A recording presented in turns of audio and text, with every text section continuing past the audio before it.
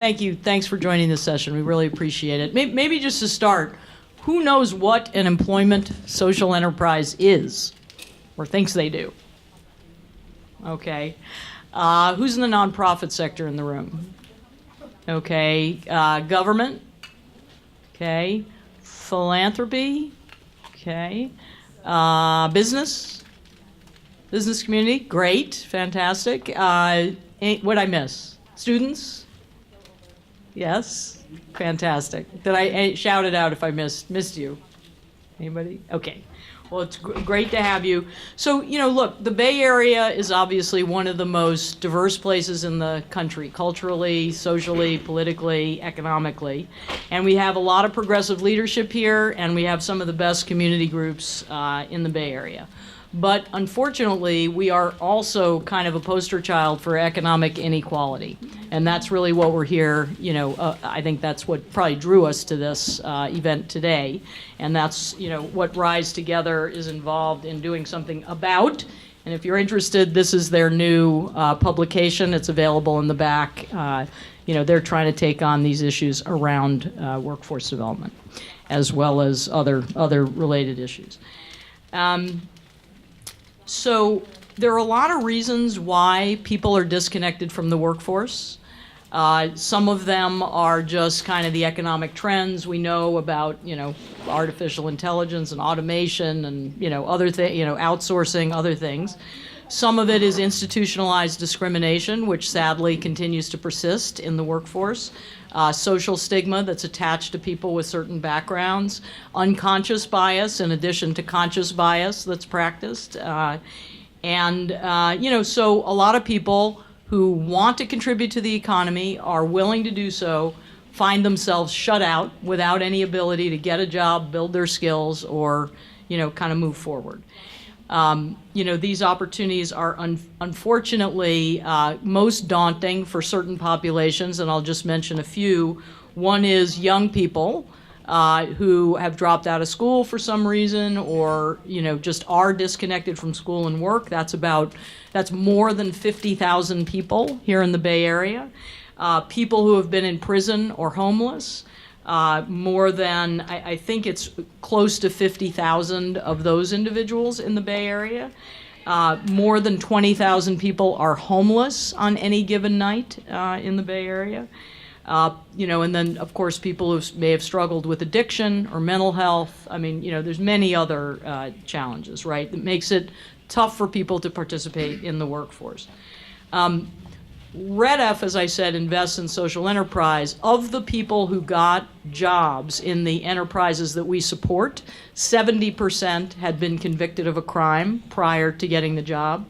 25%, even though the average age was in their 30s, 25% had never in their lives had a job, or legitimate job, let's say. 85% didn't have stable housing.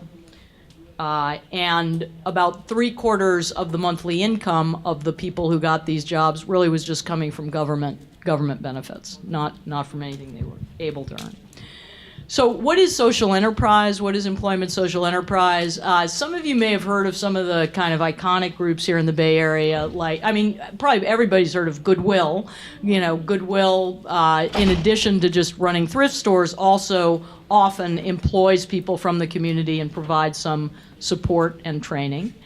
And that is sort of the model. It's a business that sells a product or service to the market, not just workforce development services, some kind of product or service like a business would, but also intentionally employs people who otherwise would have a tough time getting a job for a variety of reasons, and provides management that's tuned in to the issues that the person may be struggling with, and connects them to the kind of supports that they need to deal with everything from housing to daycare to addiction, depending what their issue might be, and then helps them work, get paid on the job, regular paycheck, and then most of the companies try to help them then transition into competitive employment, either within their own company, because some people stay and are managers, or somewhere else, and then stay employed and have the opportunity to, to advance. So that's kind of the basics.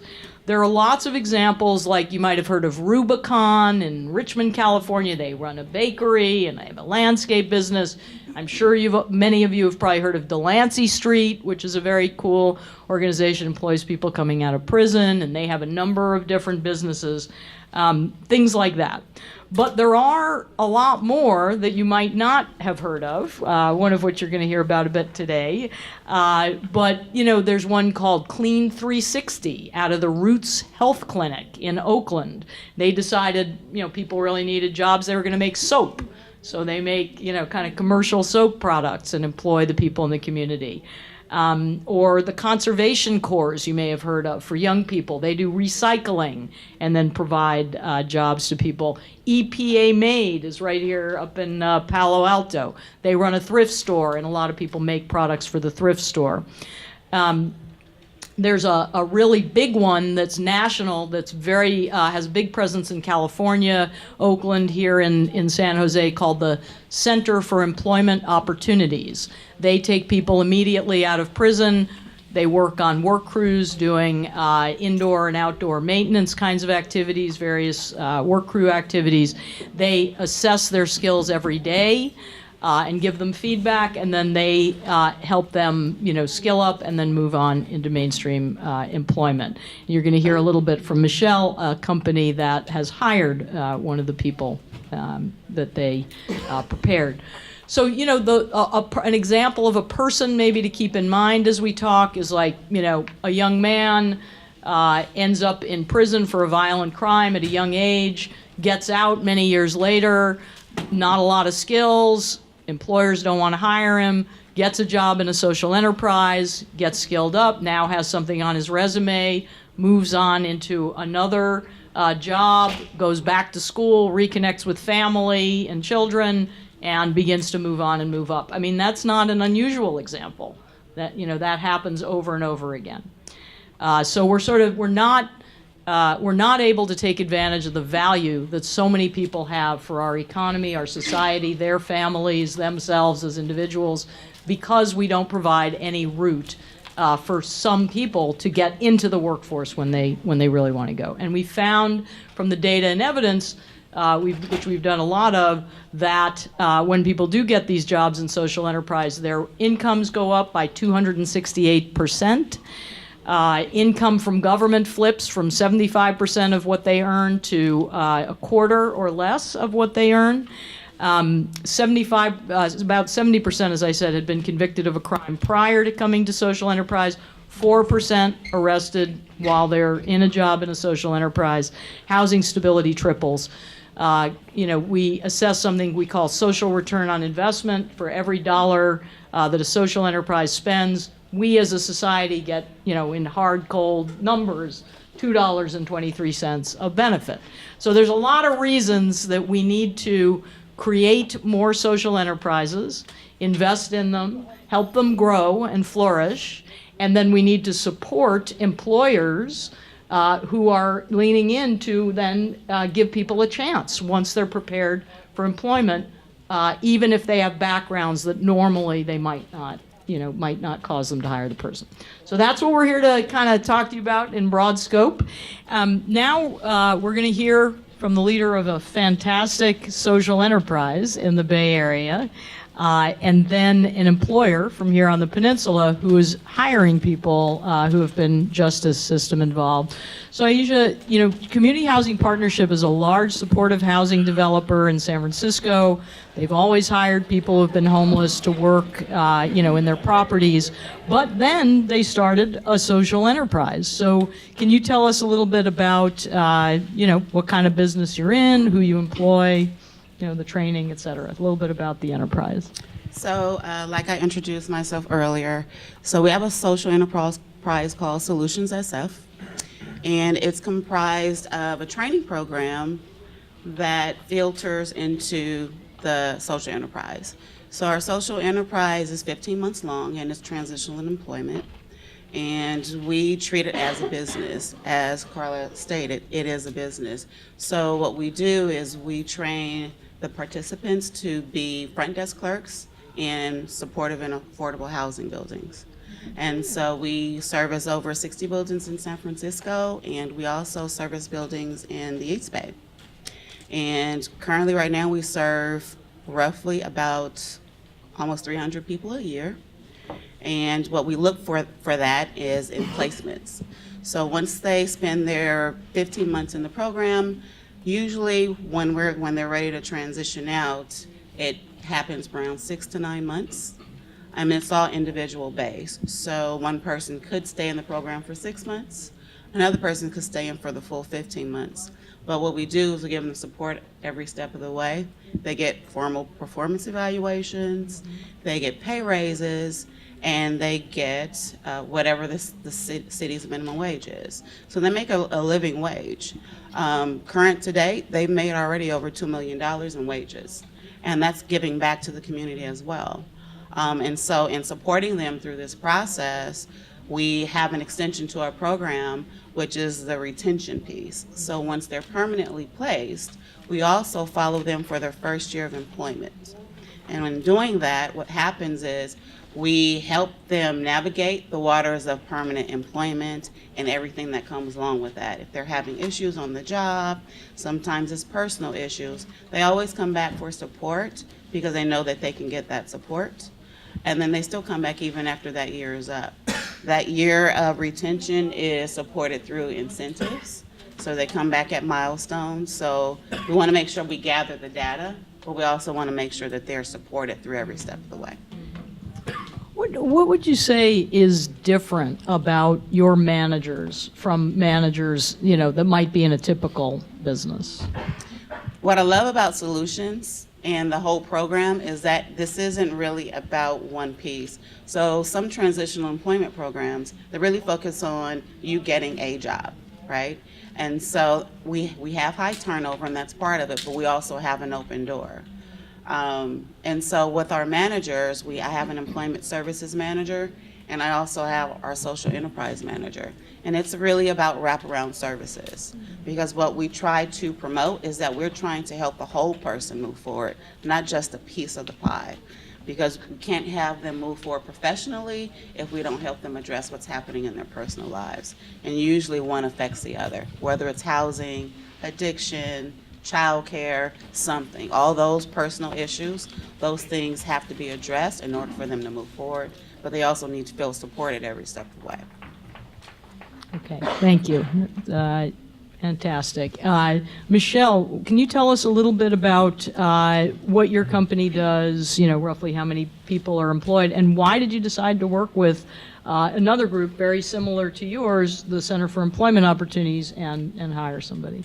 Sure. So like I mentioned before, we are a sheet metal manufacturing company, and fab only, which in the HVAC industry is important to mention because we don't have like construction people or installers out on a field. We're in a shop, we're in a facility, in a building, and these production workers are just jamming all day, making product. They're incredible. And so in terms of employment, how many people we have, in general, we have around 55. I mean, just our industry fluctuates, but yeah, so we have about 55 employees, and most of them, out of 55 right now, we have like 48 people are in production. So that is where our bread and butter is them. And so our industry in general, well, the construction industry, but especially in HVAC in that environment, there's actually a really incredibly affecting labor shortage right now. So whether it be, as I say, the union aspect of our industry, the bench is empty. And just in general, finding people that work or want to work, honestly, in a fabrication environment, it's very difficult. So and I didn't receive the phone call, but a phone call just randomly came in one day, and another executive happened to want to take that call from CEO. And I'm so glad she did, because we were able to fill in some gaps in employment or in our production area. And so honestly, it's been great, and I know you're going to ask some more questions on that note, but it's a topic now, not only within our company, but something now that I can speak on to help alleviate this insane issue when we have plenty of people ready and willing and desperate to work. And I know for a fact an industry like ours, because we're just fab, but a lot of our clients and competitors are fab and on the field type positions, they can utilize this labor, and there's no excuse not to, in my personal opinion. I guess as a millennial, my experience in life is limited. However, I really don't see why people can't adopt what we have of just giving somebody a second chance in an environment that a lot of people do not volunteer themselves to work in our fab environments. Yeah, what can you just describe a little bit? What did CEO do, if you know, to kind of facilitate the hire? And is there anything you did differently on your end? I guess anything you had to change or do differently to make it work?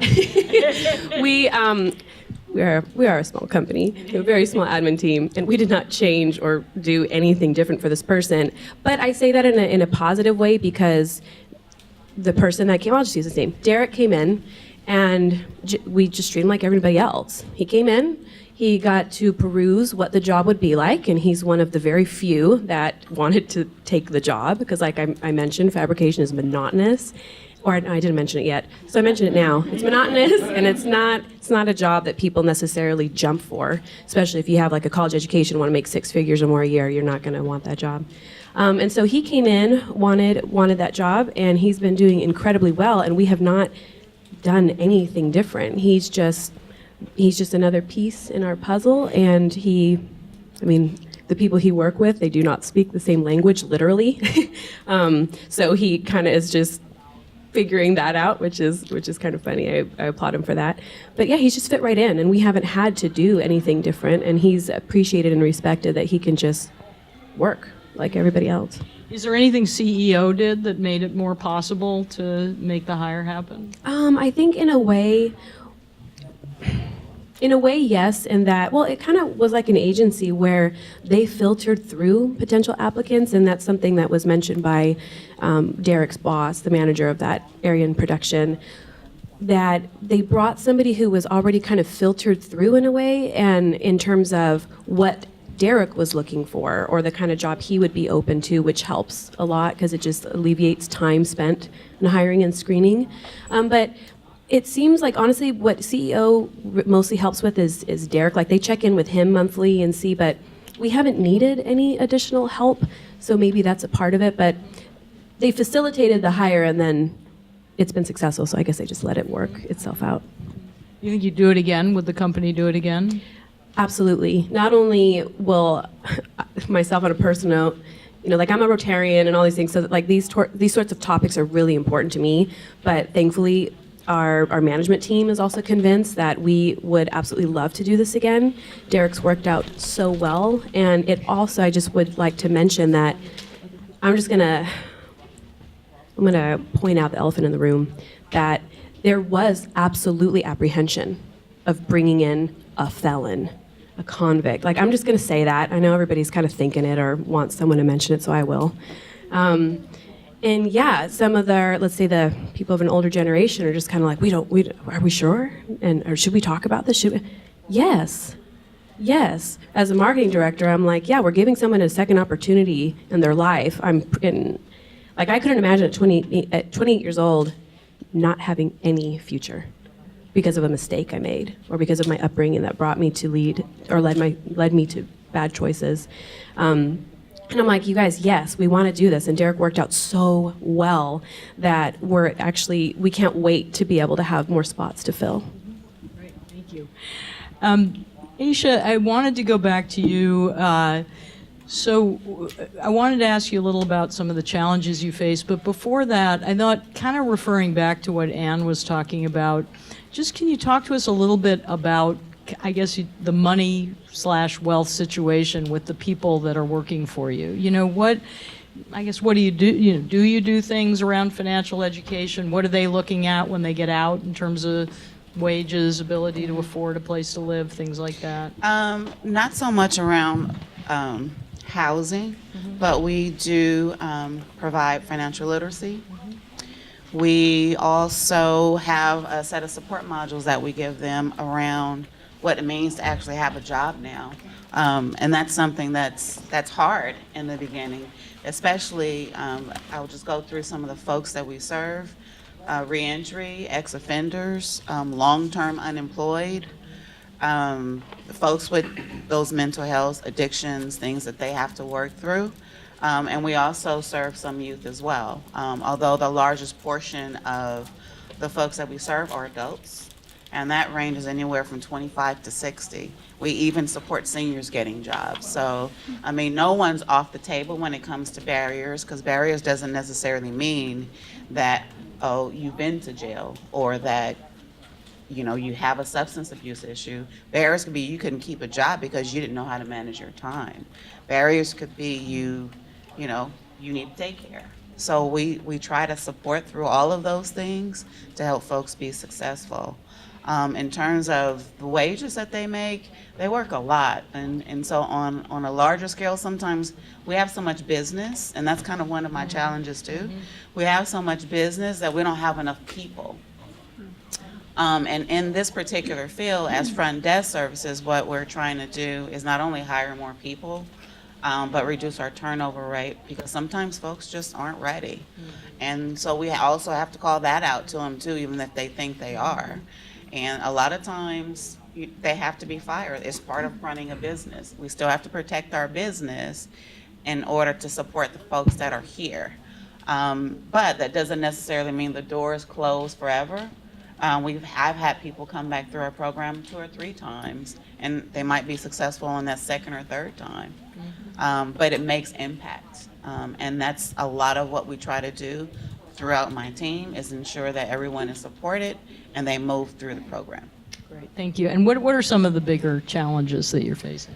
Well, funding is always an issue when it comes to running a social enterprise, and also expanding and growth. So again, we have a lot of business that sometimes we have to hold off on because we don't have enough folks who are ready coming through the program. And that's even with our training program that we have. Sometimes our community organizations that we work with, they don't always have enough people who are ready to come through. And so this goes a long way when you talk about partnering and building a social enterprise, to make sure you have community support. And what about, you know, I guess, what are you proudest of? What are you feeling real good about right now? A few things. First of all, I really love what I do. Even on its hardest day, it means something at the end of the day when I leave, that I've helped somebody, that I've supported folks coming through the program. I can say, because I do like to promote from within, I have 4 people on my team who started at the very, very bottom.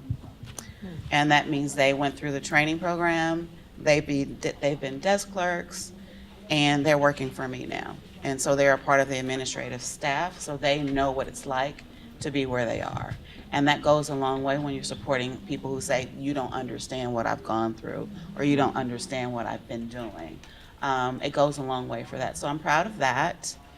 I am proud of seeing the transformations that these people make, because it means something. They come back years later. I still help people that I helped 6 years ago. And sometimes it's not as successful, but they come back for help. And that means a lot when they know they have someone and they have a resource to go back to, so that you help them progress no matter when it is. And sometimes they have to start over, and that's okay. So it's always making sure they see the reality of the position that they're in, but they know they have a goal and that they can get there, and you support that throughout. So I'm proud of that. I'm proud of that work. Yeah, a lot to be proud of.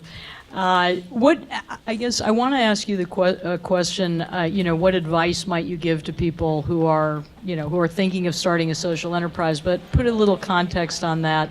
I guess one of the things that I think is wonderful about social enterprise is that it does generate revenue. We all know government's cutting back. You know, we can't just get public funding for the kinds of supports and job training, on-the-job training that we're talking about here.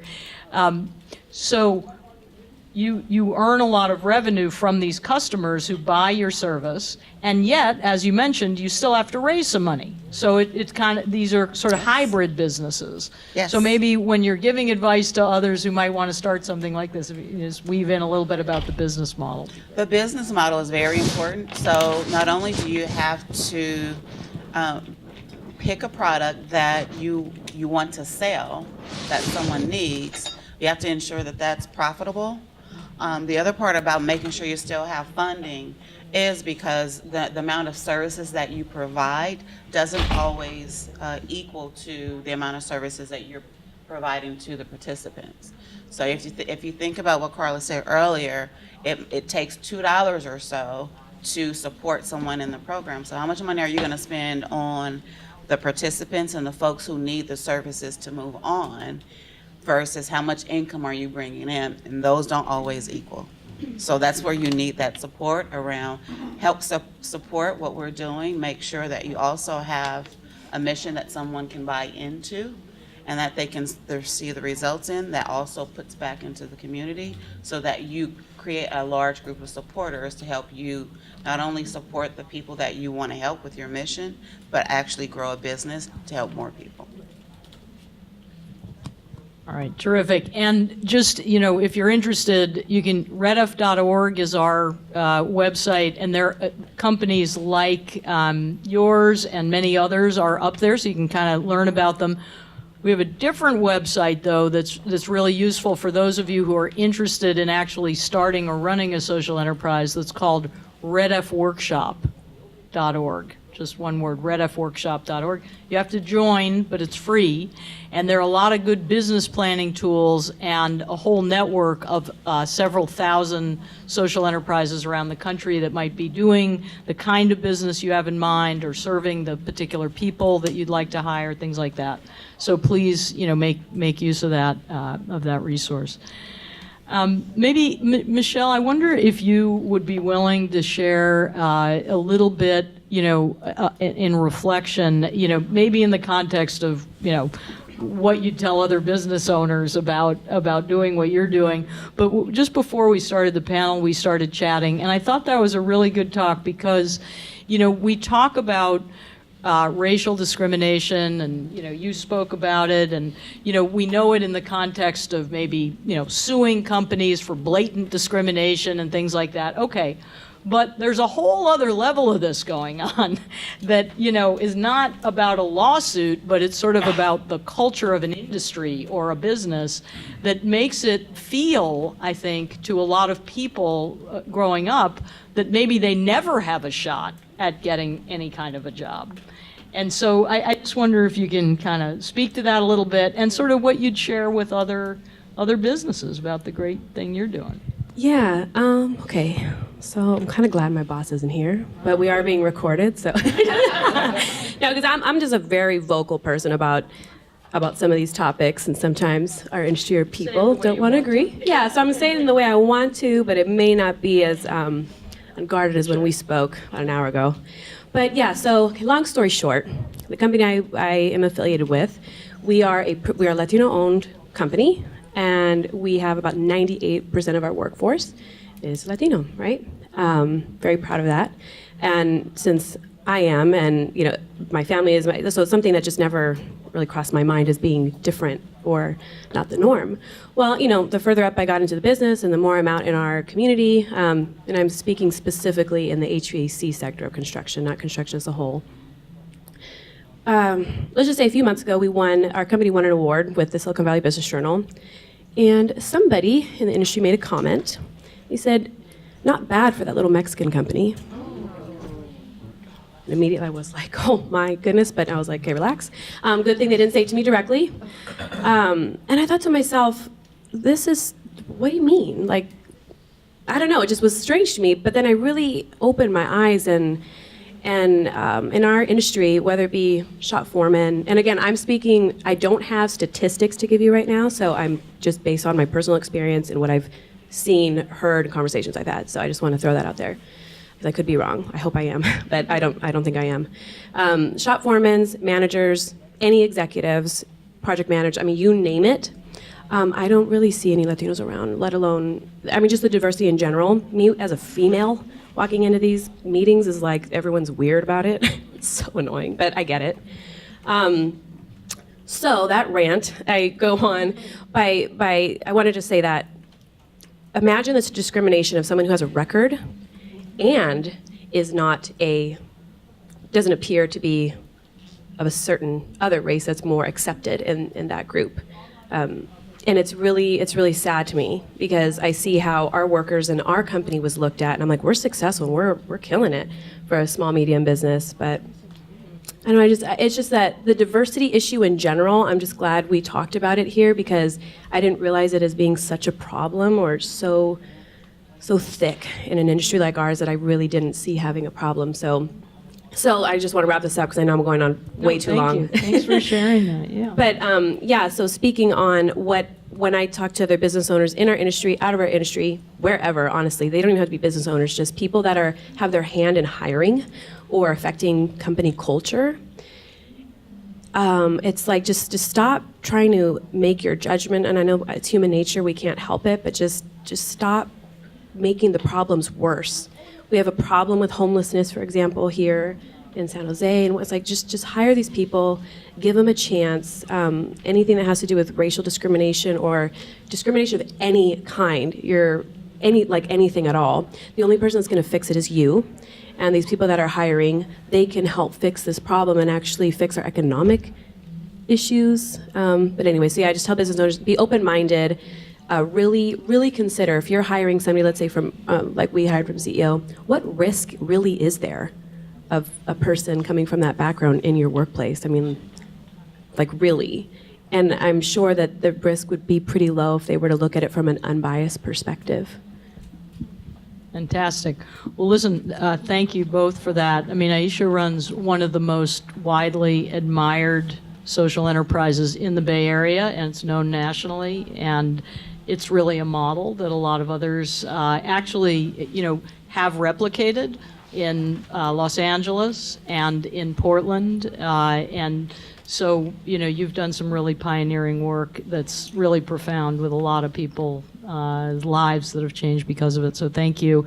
And Michelle, it's just so refreshing to hear what you have to say, and I appreciate your sharing that. I know it's sensitive, but I think it's these forces that are keeping the people that we're talking about from being able to integrate into the workforce, and it's really important for employers to speak up about it. So thank you. Did you want to say something? Add something? Okay. So we're just going to do a little bit more here now, big picture, zooming out with Anne, and I'll talk a little bit about, kind of what are some of the policy areas that we can go after that can try to, make more of this happen. So as you said, we're not on the individual level, but we get really to the level of the community, the society more broadly, and then we're going to open it up to you. So be thinking about the questions that you have, and you'll have a chance to weigh in. So Anne, give us a sense, please. I mean, Anne is a leader of the Insight Center, and then through that work, really seen as a national leader on these issues. And we're trying to change the situation for particularly justice involved, but people who face other challenges to get jobs, increase their incomes, build wealth. What are the kinds of policy initiatives that are on your mind these days to change the situation? Thanks. Since we are really focused on the structural, we're really focused on what types of, particularly the types of debts that people accrue who are justice involved, and how that gets in the way of them being successful economically. And these debts are huge, and they're just anchors that weigh people down as they try to actually get jobs and maintain their jobs. One area that we've been focused on for a long time is child support debt, and I mean state-sponsored child support debt, not individual families, but those that are really coming through the TANF system. And that even when people get jobs, oftentimes their wages are garnished, and sometimes garnished at a very high rate, to the point where some of them don't even have money to eat, to live. And so we have some bills in play right now in the state of California that reduce and it's kind of nuanced, but reduce some of these debts, particularly interest rates that are put on top of these debts. And so what can we do that can actually reduce the debt and the stress that causes, the stress that it causes for them and their families? Child support is huge. $10 billion worth of state-sponsored child support debt here in California alone. So that's one area that we're looking at. Also, just looking at criminal fees, those that are put on top of folks when they come out or have some kind of a record, and that could be anything. It's when someone has an anklet bracelet that they have to be monitored, and you have it taken off. There's a fee to that. To put it back on, there's a fee to that. And these are ways in which counties can really extract money for other programs that are actually needed programs. So it's been mentioned that San Francisco and Alameda were the first counties in the nation to eliminate these administrative fees. This is upwards of $70 million here in these two counties. 55 to 60,000 people impacted. And so debt-free, there's a coalition that's looking at a debt-free justice coalition that's looking at doing this statewide. So there's a bill that's in play. It's been suspended at the moment because of the cost, but it's to eliminate this statewide. And so these types of extractive measures that hold people down and sometimes push them to being fired or not keeping their jobs or not being able to find jobs is really important. That's where we're focusing our attention. Yeah, really kind of amazing work and path-breaking that it's happened, at least in a few communities, and now you're trying to do it statewide. Some of the things that REDF tends to focus on the policy side are either about trying to get more resources, more capital. As Iesha said, that's a big issue for the growth of social enterprise, to social enterprises so they can grow and thrive. And then also trying to do things for the people who social enterprises employ so that they can thrive and do better. So some of the things that we've been concentrating on, in addition to trying to be as supportive as we can of these efforts around debt, there's a program some of you may know through the food stamp program called SNAP E&T, SNAP Employment and Training. It may be arcane to some of you, but some of you may have heard of it. But it's a really neat fund that's available to people who are on food stamps that's supposed to help them with getting into the workforce. But it's you have to match the funding. And so it's a really good thing for social enterprise because social enterprise is bringing in revenue that can match the funding. And for those of you into this kind of arcane area, this is an uncapped federal entitlement, which means the money's there if you can match it. It doesn't have to, you don't have to beg for it. If you can do it, you can get it. And so we're trying to help a lot of the social enterprises to leverage those resources. So that's one thing. Another important area is occupational licensing. California is actually one of the worst, even progressive state that we are in the country.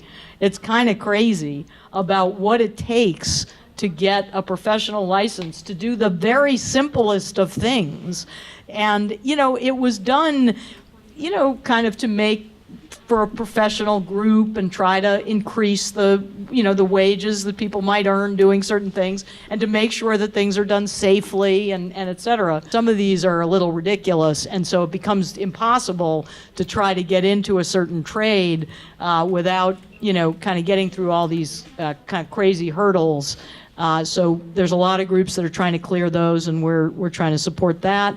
There's also, many of you know about the Earned Income Tax Credit, which is a tax credit available to working people. So it's an actual tax, it's a credit, so it's a transfer of money if you're working and you're not making much money. But it's somewhat limited in scope, particularly the federal tax credit. And so there's not as much available if you're a single person without children and things like that. California's doing a little bit more around this. But I think both the earned income tax credit on the policy side to expand it so more people are eligible and provide a bigger credit.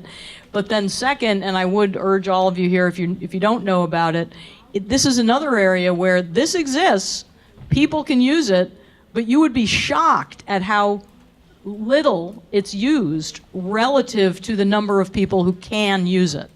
And there's a lot of reasons for that. Then, it's not just a simple thing, but if you're in an agency and you don't know about this or you're interested in it, it's worth getting informed, and there's lots of educational resources. United Way has been particularly active around educating around the earned income tax credit. And then last, I just wanted to mention something I think pretty exciting that we are going to be working on for the next year, and we're hoping maybe next year in California state law and the budget, we can actually get done. So we're going to be looking for support for this, so you'll hear more about it. But the idea is to create at the state level in California, for the first time in the country, an investment fund in employment social enterprise. So an employment social enterprise fund, we're calling it. We don't have a catchy name. You got an idea? Send it my way. ESEF, but it's and the idea would be that the state would put up money that could be applied for by organizations that are at the local level funding groups like CHP and others to help them with the capital that they need in order to grow the business, or make sure that they're financially sustainable, or providing the right kind of support and help to the people who are employed. So begin to get the government to actually make some investments in social enterprise. And you might ask, well, doesn't this happen? And it does, selectively through the workforce programs and SNAP and other things. But as you could hear, maybe listening to this, social enterprises are a weird sort of hybrid, and government doesn't like weird hybrids. It likes clear, simple things it can put into a category. And social enterprise is an amalgam of business and social support and workforce development, and so government doesn't do well with it. And thus, it's only in a few places, notably Los Angeles and San Diego, where thus far the workforce system, the mainstream, the WIOA system, for those of you into that, is actually investing in social enterprise. But in most places, not much of that happens. Maybe a little bit around the edges, but you really have to fight for it. Yeah, I see Iesha saying yes. So that's kind of the dilemma. And so we're thinking if we can establish a fund that is explicitly about this in the government can begin to learn about it and how powerful it is and the results that it can achieve for the things it cares about. And then, hopefully it'll be better integrated into other programs. So that, keep your eyes out for that. So with that, I think I just want to open up, and I just have to ask for the recording, should I pass around the mic? Or should I repeat questions, or what's? That'd be great if you Maybe could pass repeat the mic, questions? but if it's, repeat questions. Okay, so I'll do that. Yes, ma'am. And if you can say who you are or where you're from, that'd be great. I'm Alexandra Bastian. I'm from the Silicon Valley Community Foundation. This is a question for Anne, and forgive me if I missed it, but I just wanted to ask you if you could quickly say the difference between, the state-sponsored child support versus, the inter-family situation. So the question is from Alexandra from the Silicon Valley Community Foundation, and the difference between state-sponsored child subsidies and other subsidies. Child support debt. Child support. Yeah. Okay, sorry. So basically, very kind of simply, because it's very complicated and complex, but basically, when a woman goes on TANF, which is welfare, she has to make a decision on whether and how she's going to get that money. And the only way she can do that is if she signs her right to the state to collect that money from the other parent. There is no choice if she's to get that money. And that money is then someone is sought after. And oftentimes that there's an amount that is imputed, which means you can pay this amount of money, whether that person has a job or doesn't. And oftentimes, largely if this is a man, doesn't have a job, a judge may say, well, you should have a job and you should be making $15 an hour, and that's what I'll impute. And so these are largely people who really have barriers to work and do not work all year round or work full time, and they rack up a lot of debt. And if anything happens, they are in a job and they lose it, it's still kind of accumulating. So this is what we call state-sponsored debt. And that debt has far-reaching implications, even for credentialing. A lot of times you cannot get that credential, you cannot get that occupational license, you can't get a passport. A whole host of things happened that keep people cycling in and out of jobs because it's hard to keep a job when you have that kind of debt. Yeah, you see how these things intersect. You know, I wasn't even aware of that. Yeah. Yes, ma'am. Hi, I'm Ela Latif. I'm with Catholic Charities in Santa Clara, and we do provide help folks with mental illness and coming out of prison and go back to work. And I have a comment and a question. My comment is you describe yourself as a millennial and you give me so much hope. I can't tell you that. Thank you. Can I get it on a recording? Yeah, let's put that on the recording. Here, I'm bringing I you the need mic. that comment recorded. As you described yourself as a millennial, it gave me so much hope for the future, just for this age group to, really believe that everybody has a niche to work, and, if they want to work, they can work. And I have a question for Iesha. You described that there's a training as well. Could you describe a little bit about the training, please? Yes, our training program is called Desk Ready. It's 3 to 6 weeks, depending on how they test out of the program. So it's not really staged as a cohort where they just leave.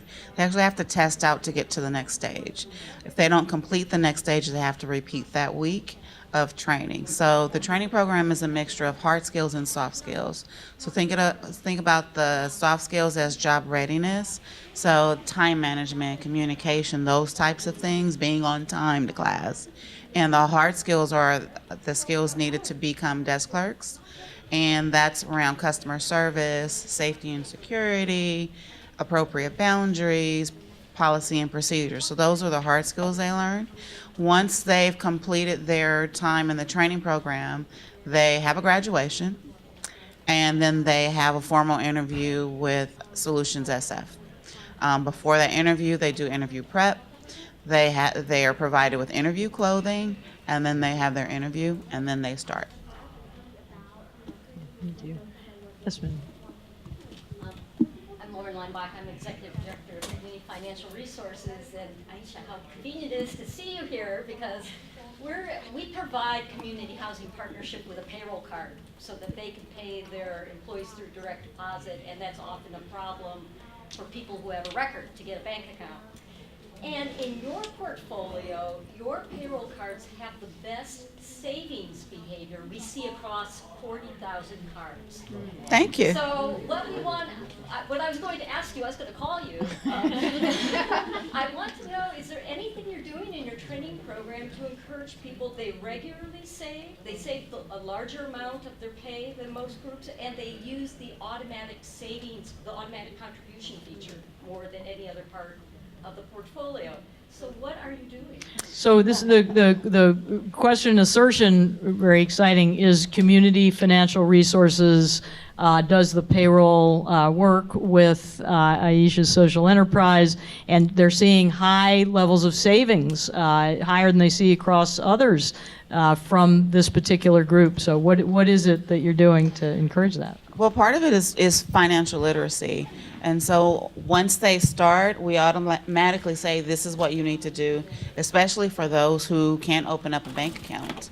And that's something very common. That's a barrier to entry into a lot of different fields if you can't even open up a bank account. So we walk them through that. We also market how much the card will save them. And that's also about having a little piece of your money saved that goes directly to your savings account. So we walk them through that in the beginning. And then as we do our check-ins with our support team, we see how that's going, if they're having struggles with it. Folks get anxiety around, I need to go pick up a check so they can go to the check cashing place. So we try to do a lot of work around changing the mind frame and the mindset around the difference between the two and the money that they lose by doing that. Good job. Thank you. Yeah, and so relevant to what you were saying, Ann, about, it's both income, but it's also, your savings. They're so critical, yeah. Yes, in the back. Yeah, yes. Pat Craigwell, Lighthouse Philanthropy Advisors. Many years ago, when I was sort of in and around the social enterprise area, there was a discussion. This goes to the business model sort of versus mission. There was a lot of discussion around how difficult it was sometimes to manage the tension between running a sustainable business and fully meeting your mission, and that some social enterprises were actually getting too light on mission because they were really focused on their sustainability. I'm just wondering how you confronted that. And Great. whether that's still an issue. I don't know. It's been many years since I've been in and around the social enterprise. Yeah, so Pat asked, is there tension between kind of running a business and then the social mission? And please speak to that. I can Yes, add. there is. And I spoke on it a little bit earlier. The tension comes when you have to make sure at all costs your customers, the people who pay you, need to be protected so that you can have the income coming in.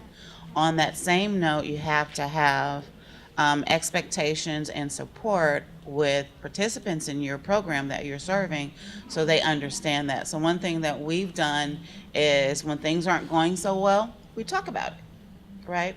How does your behavior as employees in the program affect the business that comes in that pays you? So we kind of try to put those pieces together for them to understand the impact in the business when things don't go well, so they have ownership and success.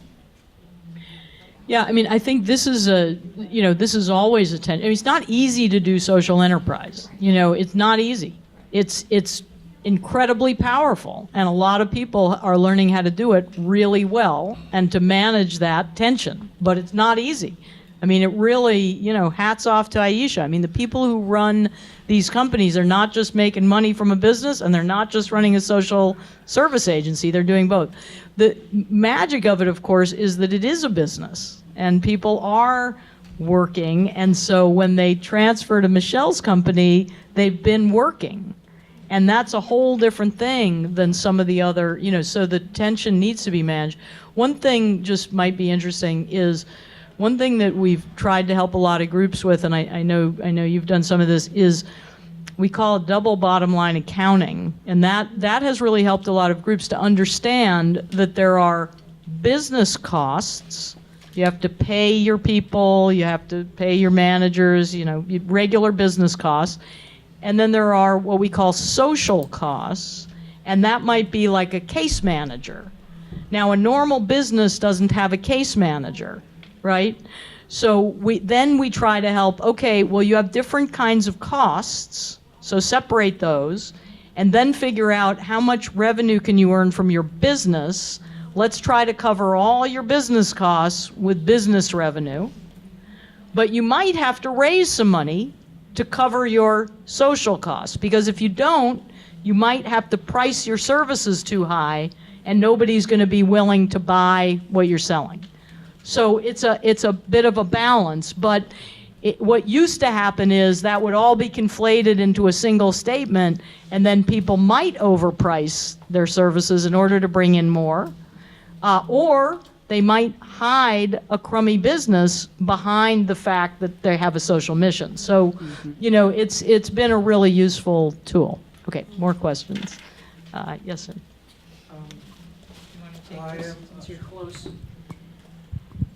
I'm the division director at Catholic Charities of Santa Clara, running the Economic Development Services Division. My question was for you, Carla. two or threefold. One, do you know of someone who would be the kind of public benefit czar as relates the different programs you were talking about? If we were interested in looking at SNAP or these other programs and how to fold them into, do you have a individual who's an expert or a resource in that area that I could leverage?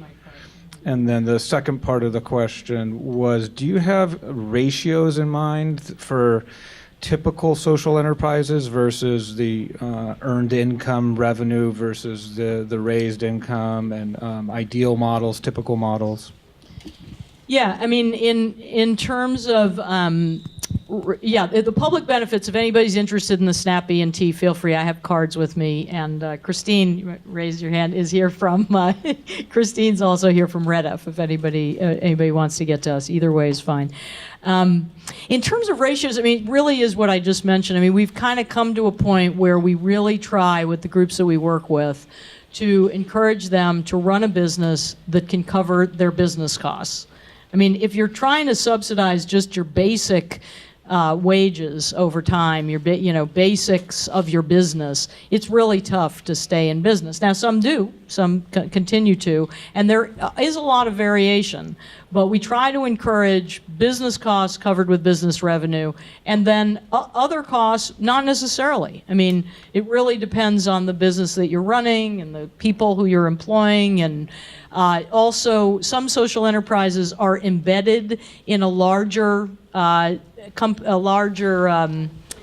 nonprofit that has lots of other services that it just contributes, but some larger nonprofits want to charge the social enterprise for the services that it contributes.